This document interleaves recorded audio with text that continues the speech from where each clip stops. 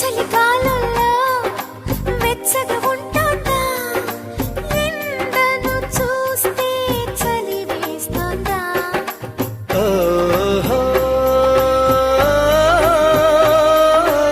ఓహో,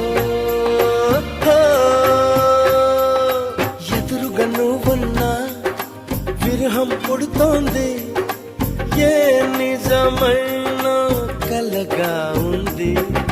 విసుగేతో కలిగింది, దిగులేతో పెరిగింది, అసలేతో జరిగింది, మతి కాస్త పోయింది.